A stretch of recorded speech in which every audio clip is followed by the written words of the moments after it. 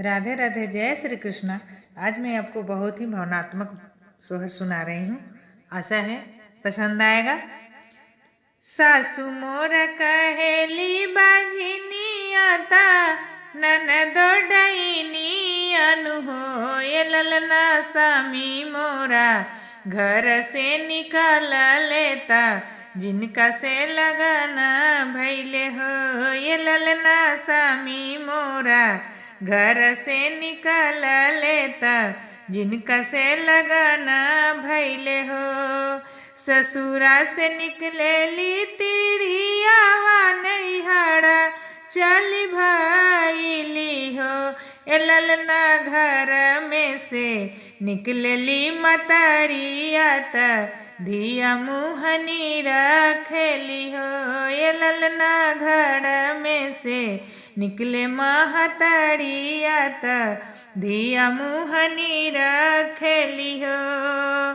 किया बेटी चोड़नी से चटनी कोठिला अन बेचेलू हो। ये बेटी किया देहलू सासू के जवाब अकेले नहीं हरावेलू हो। ये बेटी किया देलू सासू के जवाब अकेला नहीं हरावेलू हो। नहीं हम चोड़नी से चटनी कोठिला न बेचनी हो। ए अम्मा स्वामी मोरा बोले बिरही बोलिया अकेला चलिया आईनी हो। ये अम्मा स्वामी मोरा बोले बिरही बोलिया अकेला चलिया आईनी हो। जाऊ जाऊ बेटी अपना घर जाऊ बालम घर जावहू हो। ये बेटी पड़ी जइहे तो हर पर छाइया बहुआ हमरो बाजिन होई है हो। ये बेटी पड़ी जइहे तो हर पर छाइया बहुआ हमरो बाजिन होई है हो। उहावा से उठी रानी गईली तबना बीच ठाड़ी भैली हो। ए ललना बना में से निकलना बघिनिया त हमारा के मारहू हो। ये ललना बना में से निकलना बघिनिया त हमारा के मारहू हो।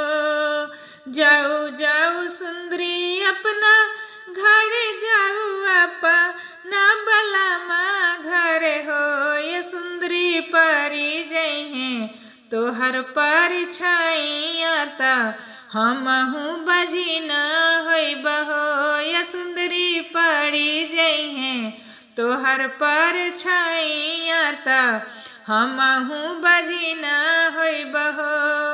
उहावा से उठी रानी गईली तबीला बीच ठाड़ी भैली हो। ए ललना बीला में से निकलना नगिनिया त हमारा के डासहू हो।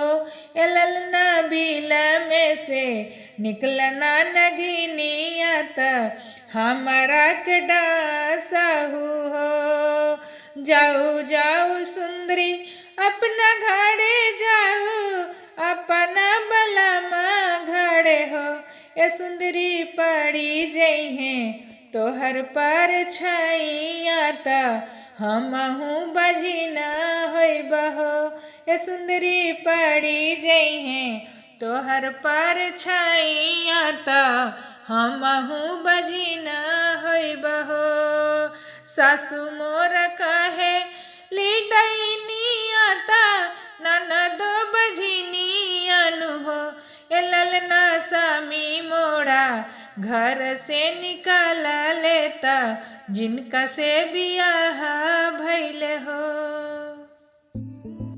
इस गाने के जैसे और गाना सुनने के लिए इस वीडियो पर क्लिक करें।